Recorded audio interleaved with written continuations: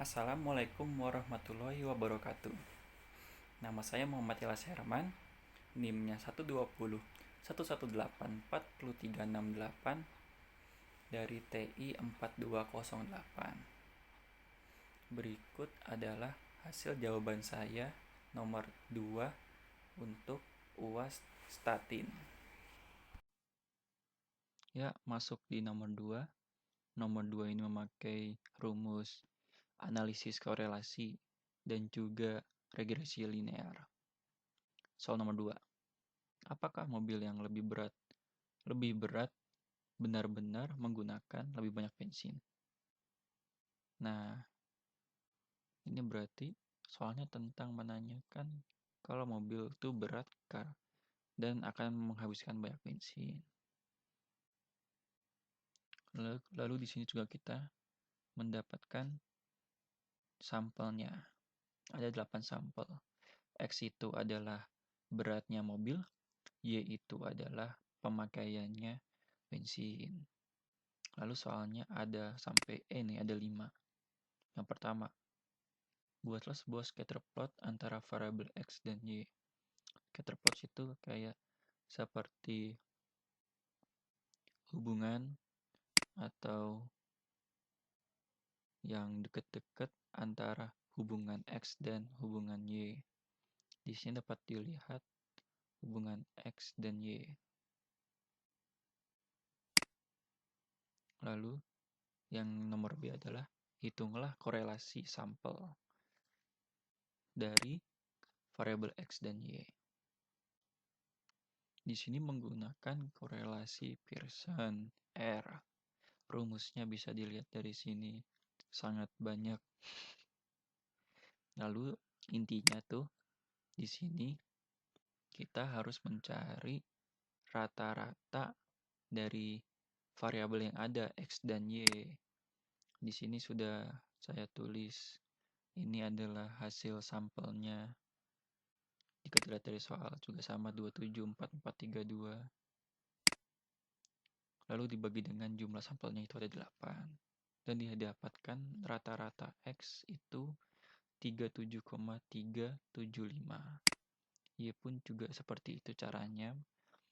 Semuanya dijumlahin lalu dibagi 8 agar mendapatkan rata-ratanya, yaitu 20,875. Nah, di sini dapat lihat tabel yang sangat banyak ini. Ini adalah soalnya X dan Y. Lalu di sini tabel kedua itu adalah X ini dikurang dengan rata-rata X yang tadi. Yang ini. Lalu semuanya tuh di X ini dikurang dengan rata-ratanya. Seperti contoh, 27 dikurang dengan 37,375 menghasilkan minus 10,375. Dan itu seterusnya ke periode-periode berikutnya yang untuk X. Lalu setelah kita mendapatkan ini, dipangkatkan 2 di tabel berikutnya. Untuk Y pun sama. Untuk di Y sini, periode 1 dikurang dengan, sampel 1 maksud saya, dikurang dengan rata-ratanya, yaitu 20,875. Seperti contoh, 30 dikurang dengan 20,975 menghasilkan 9,125. Dan seterusnya sesuai dengan sampel yang ada. Lalu sama seperti X, dipangkatkan 2 setelah itu. Lalu tabel paling ujung adalah hasil perkalian sampel X kurang X bar dikali dengan Y kurang Y bar, maksud saya ini, menghasilkan angka-angka seperti ini. Lalu ini adalah sigma, itu adalah perjumlahan semuanya. Ini jumlahnya segini, 711,875. Untuk yang Y min Y bar pangkat 2, 286 sama dengan 875. Hasil dari X min X bar, Y min Y bar adalah minus 427,625. Sehingga bisa dimasukkan angka ke korelasi Pearson yang tadi. Ini adalah yang bagian tabel ini. Yang ini. Ini totalnya ya. Jadi dimasukkan ke sini angka minus 427,625 dimasukkan ke sini. Lalu di sini juga kelihatan X1 X kurang X bar. Itu yang ini. Yang ada pangkat 2-nya.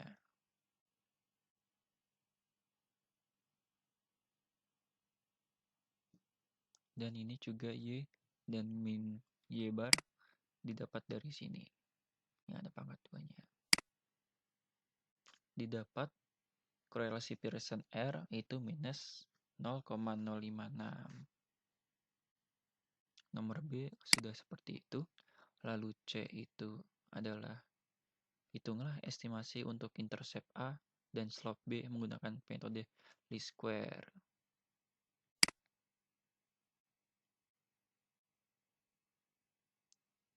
Jadi yang didapat itu adalah B. Rumus B itu adalah hasil total dari X kurang Y bar kali Y kurang Y bar dibagi dengan jumlah X kurang X bar dipangkatkan 2. Seperti yang tadi ini didapat dari tabel yang ini. Lalu yang bawah ini didapat dari pangkat 2 yang ini, yang X. Lalu dibagi mendapatkan hasil minus 0,601. Untuk untuk A rumusnya itu adalah Y bar kurang B ini dikurang X bar. Ini tuh yang rata-rata tadi ya. Yang Y itu rata-ratanya tadi 20,875 dikurang B minus 0,601 dikali dengan X bar rata-rata X. Rata-rata X adalah 37,375 dikali 37,375 menghasilkan A 43,436. Untuk nomor C udah seperti itu. Nah, untuk D, masuk ke soal D. Soal D adalah apakah hipotesis 0 yang menyatakan tidak ada pengaruh X terhadap Y akan ditolak pada taraf nyata 5%. Kita akan membuat H0 dan H1. H0-nya adalah Pi sama dengan 0, itu maksudnya adalah tidak ada hubungan linear yang signifikan antara bobot mobil dan jumlah bensin yang terpakai. Jadi nggak ada hubungannya nih dengan bobot mobil dengan jumlah bensin yang terpakai. Karena kalau yang H1-nya itu kebalikannya. Ada hubungannya antara dengan berat bobot dengan jumlah bensin yang terpakai. Lalu statistik ujinya adalah T. T sama dengan R di N kurang 2 diakarkan dibagi akar 1 kurang R pangkat 2. R itu adalah tadi yang korelasi Pearson. N itu adalah jumlah sampelnya ada berapa, yaitu ada 8. Nah, kita masukkan tadi korelasi Pearson-nya. Korelasi Pearson-nya adalah 0,056. Dimasukkan ke sini, ke statistik uji T. Menghasilkan minus 0,137. Lalu langkah berikutnya adalah derajat kritis dan kriteria uji. Nah, pada taraf sebesar 0,5 itu didapat dari soal taraf 5 nyata, 5% maksud saya, 5%. Dan derajat bebas V didapat dari 8 kurang 2, yaitu 6 dari tabel T. Nah, didapat dari tabel T itu 2,447. Di sini tabelnya tuh yang dua sisi jadinya tolak H0 jika T kurang dari sama dengan minus 2,447 atau T lebih dari sama dengan 2,447. Nah, untuk berikutnya adalah tolak H0 jika sebaliknya. Nah, lalu ternyata didapatkan T itu minus 0,137. Nah, itu lebih kecil, lebih besar maksud saya, lebih besar dibandingkan dengan minus 2,447. Sehingga H0 tidak ditolak. Ini ya. Nah, pada taraf nyata 5% cukup bukti untuk menyatakan bahwa tidak ada hubungannya antara bobot mobil dengan jumlah bensin yang terpakai. Nah, yang terakhir adalah tentukan proporsi variansi Y. Kita lihat dari soalnya dulu aja. Tentukan proporsi variansi pada variabel Y yang dapat dijelaskan oleh garis regresi yang dibangun.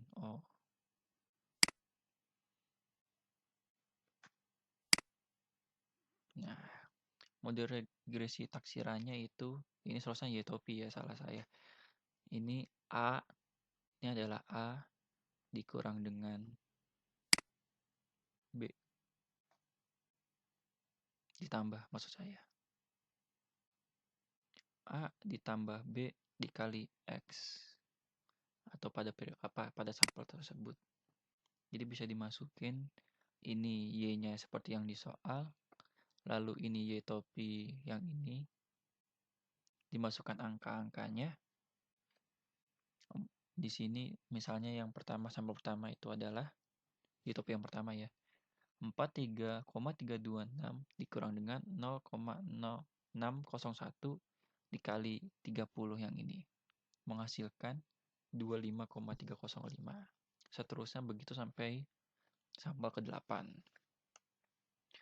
Lalu E ini adalah hasil dari Y dikurang Y-topi. Seperti ini, 30 dikurang 25,305. Menghasilkan 4,695.